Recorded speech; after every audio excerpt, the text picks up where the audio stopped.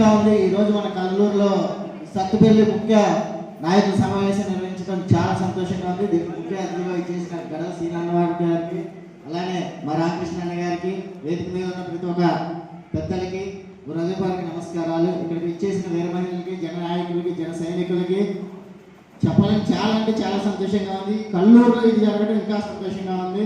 ఎందుకంటే మొన్ననే మేము కల్లూరు మున్సిపాలిటీని పోటీ చేయడం జరిగింది.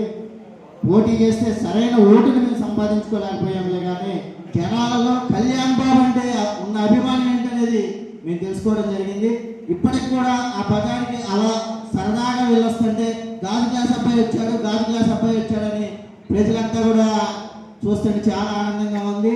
జనసేన అనేది తెలంగాణలో చాలా బలంగా విశ్రమిస్తుందని మాకు మంచి నమ్మకం ఉంది. జనసేనలో ఉన్న ప్రతి ఒక్క నాయకుడికి మంచి పేరు వస్తుంది. అలానే జనసేనలో ప్రతి నాయకుడి వల్ల కూడా ప్రజలకు మంచి జరుగుతుందని కూడా ఈరోజు నేను తెలియజేసుకుంటున్నాను. కల్లూరు మండలంలో ఉన్న ప్రతి ఒక్క నాయకుడు కూడా హృదయపూర్వక కృతజ్ఞతలు. ఎందుకంటే ఈ రోజున ఈ వేదికను మనం ఇలా డెకరేట్ చేసుకున్నామన్నా, ఆ ర్యాలీ ఎంత మంచిగా జరిగిందన్నా ప్రతి ఒక్కరు కృషి ఉండటం వల్లే జరిగింది. ముందుగా ఈ మీటింగ్ ఇంత సక్సెస్ గా జరుగుతుంది అంటే దానికి ప్రధాన కారకులైన గురు లక్ష్మణ్ గారికి, నరసింహారావు గారికి, మహేష్ గారికి, ఇక్కడ పనిచేసిన ప్రతి ఒక్క కార్యకర్తకి, ప్రతి ఒక్క నాయకుడికి హృదయపూర్వక కృతజ్ఞతలు. నేనైతే ఈ సందర్భంగా ఒక విషయాన్ని అయితే ప్రతి ఒక్కరికి చెప్పదలుచుకున్నాను. యువత ముందుగా రాజకీయాల పట్ల కొంతైనా సరే ఆసక్తి చూపడం అనేది చాలా ముఖ్యం. ఎందుకంటే యువత మేలుకో దేశాన్ని ఏలుకో అన్నారు పెద్దలు.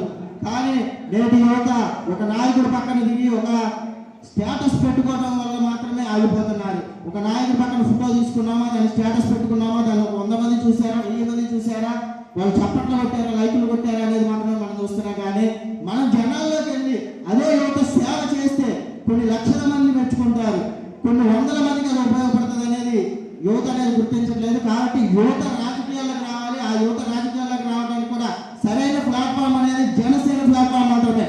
మీరు ఏ పార్టీలో చేరినా, ఏ పార్టీలో ఉన్నా మిమ్మల్ని కార్యకర్తల కంటే కూడా కింద స్థాయిలోనే చూస్తారు. వారి అవసరాలకు వాడుకుంటారే తప్ప మిమ్మల్ని నాయకులుగా ఎన్నడూ చేయరు. మిమ్మల్ని నాయకులుగా తీర్చిదిద్దగలిగే ఏకైక పార్టీ మన జనసేన పార్టీ. మిమ్మల్ని ముందుకు తీసుకెళ్లగలిగే పార్టీ ఏకైక పార్టీ మన జనసేన పార్టీ. గడల శ్రీనివాసరావు గారి ఆధ్వర్యంలో ఈ పార్టీ ఇంకా ముందుకు వెళ్తుంది.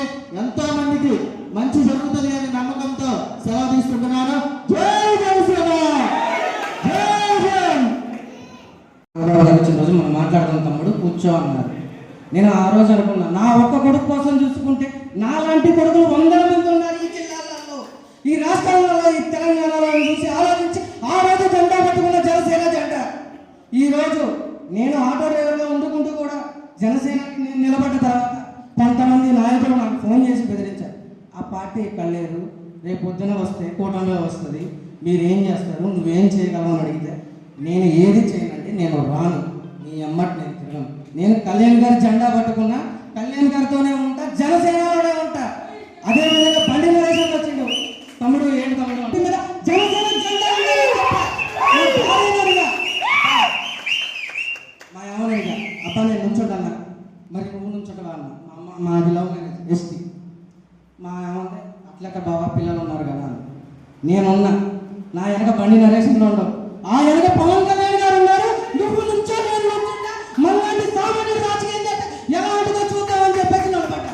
ఆ రోజు నుంచి ఈ రోజు కూడా జనసేన జెండా కోసం ఎంత దూరమైనా వెళ్తా, ఎన్ని వేల కిలోమీటర్లైనా తిరగడానికి నేను సిద్ధంగా ఉన్నా, పంపించడానికి నా భార్య సిద్ధంగా ఉంది అక్కడ 2 రాష్ట్రాల్లో కూడా.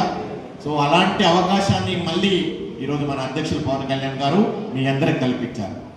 మన టార్గెట్ గ్రామ స్థాయి నుంచి జనసేన పార్టీని పటిష్టం చేసుకుంటూ ముందుకెళ్ళటం, కమిటీలు ఏర్పాటు చేసుకోవటం, మెంబర్షిప్లు ఆల్రెడీ చేశారు. సాధకులు కొంతమంది ఉన్నారు, 100 మందిని మీరు ఆల్రెడీ జాయిన్ చేశారు. బట్ జాయిన్ చేయడంతో మన పని అయిపోదు, వాళ్ళని కలవాలి, వాళ్ళని రెగ్యులర్గా బాధ్యతలు అప్పగించాలి.